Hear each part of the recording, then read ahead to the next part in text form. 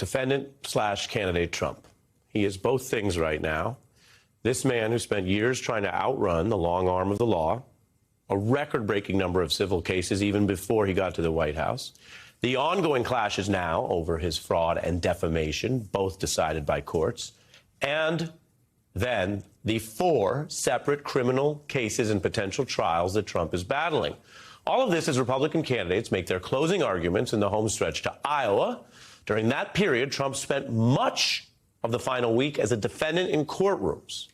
Now, last year, many were wondering as the indictments started coming in, how would this even work? Well, now we can see. Trump's cases are colliding with his primary campaign, and Republican voters will decide if they want to bet on potentially rocky odds as they pick their nominee. They know that Trump's scheduled trials stretch long into this general election. And so in our report right now, here is that outlook. 4 scheduled trials, some near key election moments, as you can see. The DOJ Jan 6 coup trial slated for March. It is currently on appeal, so that timing could change. The New York case right after. The classified documents trial, also brought by Special Counsel Jack Smith, slated for May. And then the trial that could come latest or even be punted until after the election. On the bottom right, you see the Georgia RICO case proposed for August. Now, some of these cases stand alone. Trump was caught with stolen intelligence. The DOJ case is the only one that addresses that. But these other 3 Trump trials slated for the coming year, and, of course, the separate cases against Trump aides, they're all linked by defendant slash candidate Trump's plots to allegedly distort, cheat, steal, or overthrow elections. The New York cases theory, remember, is that Trump broke finance laws trying to cheat back in 2016, while the 2020 plots stretch for months. Now, we've documented that in this chart based on our extensive reporting. And when we first showed you this, there weren't indictments of Trump or his aides for these activities. Plots including elector fraud, demanding state officials or the vice president steal the election, all, of course, leading to the sabotage and violence of January 6th. Now, since we first reported all this, we have seen many of these plots indicted. That was not inevitable. In fact, there were quite extensive and controversial delays in some of the prosecution offices. But what you see on your screen, which is the evidence, the underlying material and plots that inform these looming trials, shows how much of this has been indicted. Georgia's 19 original indictments have already yielded 3 convictions through pleas. I can tell you tonight in this special report something I couldn't tell you 2 years ago. It is a legal fact that the electors and voter data breach plots, for example, are now convicted crimes. That is true no matter what happens to Trump and whether he goes on trial or gets convicted. Or take the most visible coup leader in that post-election period, Rudy Giuliani. He's bracing for a criminal trial. He's already bankrupted. He's in extreme debt on paper after the $100 million fine for defamation, all a penalty for his Trump lies. And the MAGA fans who stepped up for elector fraud, they're facing charges. The trio of other Trump attorneys already pleading guilty, some showing apparent emotion. If I knew then what I know now, I would have declined to represent Donald Trump in these post-election challenges. I look back on this whole experience with deep remorse. Remorse, and it's not over. The calendar shows 2 Trump trials for the January 6 plots. That's, of course, Jack Smith's coup case, which you see spot in the middle and is the foundation for why we had all of this talk of assassination and SEAL team murder, because that is the long shot or extreme arguments that Trump's lawyers were making in the appeal of that March trial. And then, of course, the Georgia case, which relates to essentially coup efforts in that single state. Georgia has jurisdiction for what happened there, not what happened in the other 49 states or D.C. And our main chart shows the indicted plots involving Trump's team with the trials to come. It's already, of course, game over and lights out for the most violent insurrectionists who stormed the Capitol. We've seen those militia leaders convicted of sedition and dealt hefty sentences. So as Iowa gears up for its big decision, the one Republican who'd been arguing that Trump's legal problems should be disqualifying is now out of the race. All you have to do is look at the history. Anyone who is unwilling to say that he is unfit to be president of the United States is unfit themselves. These three guys on the stage make it seem like his conduct is acceptable. You'll all be heading to the polls to vote. And that's something that Donald Trump will not be able to do because he will be convicted of felonies before then.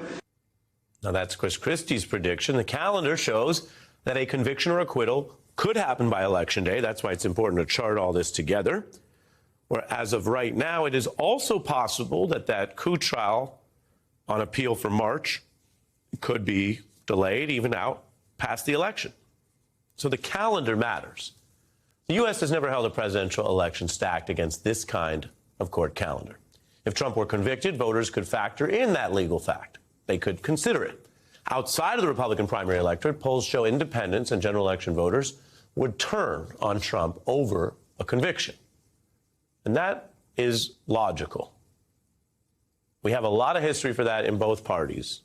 And what you see on your screen are convicted politicians from both parties. Voters have recoiled from politicians convicted of serious crimes, from Republican Speaker Hastert to Democratic Governor Blagojevich. Now, Trump may run after a conviction if that were to happen in the coming calendar year. Some past candidates have even run guilty campaigns, so to speak, for the White House from prison. Eugene Debs, convicted on controversial charges about opposing World War I. He leaned into it. He ran from prison and used his own mugshot for political merch back in the day, a tactic that echoes right now. Some things change, some things don't. The Times called it the dangerous marketing of the Trump mugshot. The former president also brazenly fundraising off his legal problems, something he was doing before he ever staged a coup. You may recall how much money he took from people in the period after he'd lost the election when there was no legal chance to overthrow it. He was still taking millions from MAGA fans. The wider politics, though, of presidential prosecution are complex, and they're broader than these current candidates and this current former president. In fact, what's interesting that is both about Trump and not about Trump is the people running for the nomination right now, telling the Republican Party, pick me, not him, they still have talked up pardoning him if he were convicted and they were president. If former President Trump is convicted in a court of law, would you still support him as your party's choice?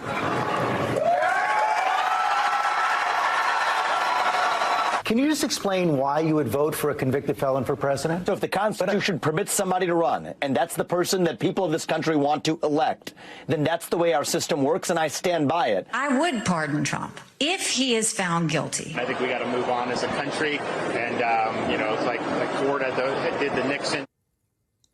DeSantis saying, yeah, like Ford did to Nixon. Now, that is a type of precedent. But as America begins the 2024 race on Monday, politics suggests that when Ford did that, Republicans found it was a political loser. By these presents do grant a full, free, and absolute pardon unto Richard Nixon for all offenses against the United States. The president apparently decided to grant the pardon now because it might be difficult or impossible later. Reaction in Congress was so negative and so strong that not only has the Nixon pardon ended President Ford's honeymoon with the Congress in general, it could cause him problems in his own Republican Party. And it did. And the problems got worse. Keep in mind, just as we analyze this on the basics of history, incumbent presidents usually win. They're usually reelected. They are the current president. They're in the White House. They have a lot of advantages that a random citizen running against them does not. But then President Ford did not win re-election. He was the first incumbent president to lose since 1932, which was back during the Great Depression. Many saw Ford's pardon as simply continuing the Republican Party's terrible Nixon crime problem rather than taking the chance to break with it. Now, as a matter of justice, the pardon interfered with the process to hold Nixon accountable. As a matter of politics, the pardon dragged down the Republican Party long after that pardon first came out, as you can see on your screen, in September 1974. In fact, if you're counting, the 50th anniversary of that one pardon for a former president is actually landing this year, smack dab in the middle of general election and a year slated for more ex-president trials than Nixon ever faced. And while much has changed, and Trump does pose different challenges, some of the core questions here are actually the same as then, 50 long years ago. And I would suggest to you, having sifted through all this and thought about it here in our special report process with our team, the questions are actually the same because they're so fundamental. Can our system and our society act to ensure that literally no one is above the law? Can our politicians, who got where they are through political means, put some certain select priorities above politics? And if anything is going to be such a priority that you risk your career over, or you just do the right thing, wouldn't it be combating the seditionists, the traitors, the insurrectionists, and political violence in our midst?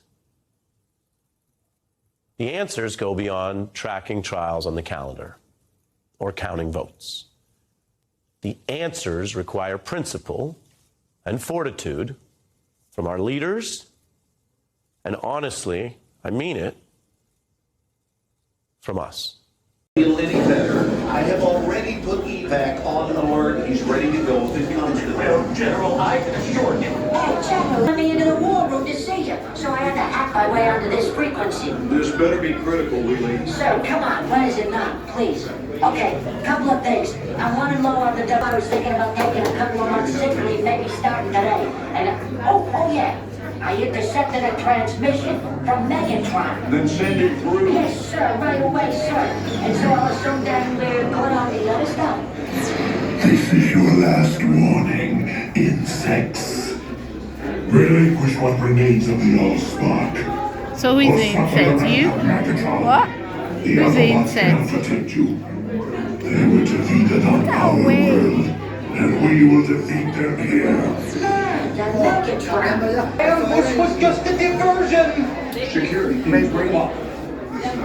Rabbit, she's already inside. Deeds! Give me an update on that reserve. What's readiness? What was his name? What was it? Evac, sir. Evac.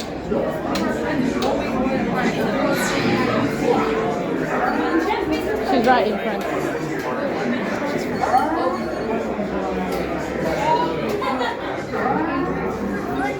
We are facing a heavy, sustained attack. They appear to be after the Allspark. General! General! We need to evac immediately. Evac.